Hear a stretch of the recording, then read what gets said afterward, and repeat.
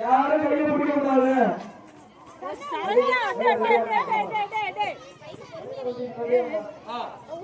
யாரும்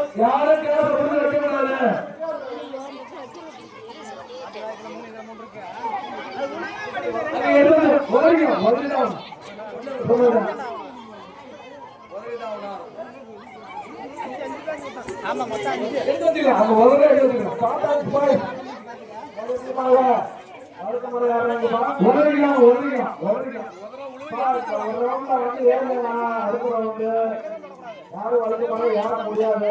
ஏற்கனவே பேரு மட்டும்தான் ஏற முடியும். அதுவே வந்து இந்த ரவுண்ட்ல